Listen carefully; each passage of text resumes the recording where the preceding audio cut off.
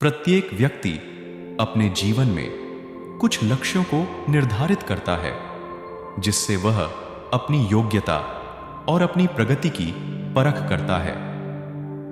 यदि लक्ष्य हासिल नहीं होते हैं तो वह अपनी कमियों को देखता है, उसमें सुधार करता है और फिर उन लक्ष्यों को हासिल करने की कोशिश करता है। कई लोग अपने लिए लक्ष्यों को निर्धारित करते हैं और उसको पाने के लिए रणनीति भी बनाते हैं, लेकिन वे असफल होते हैं। जागरण अध्यात्म में आज हम भगवान बुद्ध से जुड़ी एक प्रेरक घटना के बारे में बता रहे हैं, जिसमें आपके लिए एक संदेश है। भगवान बुद्ध को जब ज्ञान की प्राप्ति हो गई तो फिर वे संसार को उस ज्ञान से आलोकित करने निकल पड़े। भगवान बुद्ध किसी गांव में जीवन के विभिन्न आयामों पर प्रतिदिन व्याख्यान देते। उनके प्रवचनों में जीवन का सार छिपा रहता। उनकी बातों को लोग बहुत ही गौर से सुनते थे। एक व्यक्ति बिना नागा किए उनके व्याख्यान सुनता।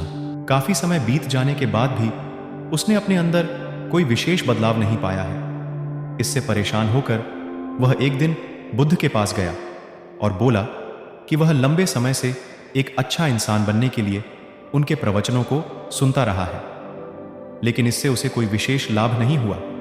वह एक अच्छा इंसान नहीं बन पाया, उसमें कोई बदलाव नहीं आया है। उसकी बातों को सुनकर बुद्ध मुस्कुराए।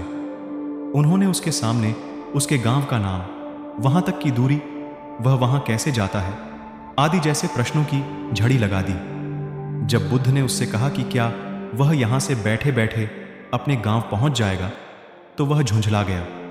उसने कहा कि ऐसा तो बिल्कुल भी संभव नहीं, उसे वहां तक पहुंचने के लिए पैदल चलकर जाना ही होगा। इस पर भगवान बुद्ध ने कहा कि अब आपको अपने प्रश्न का उत्तर मिल गया होगा।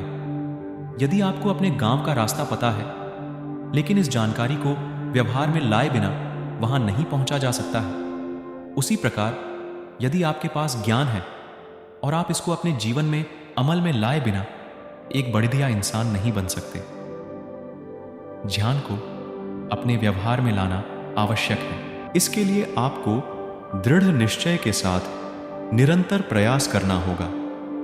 इस कहानी से हमें यह सीख मिलती है कि ज्ञान को व्यवहार में लाए बिना लक्ष्य की प्राप्ति नहीं की जा सकती है।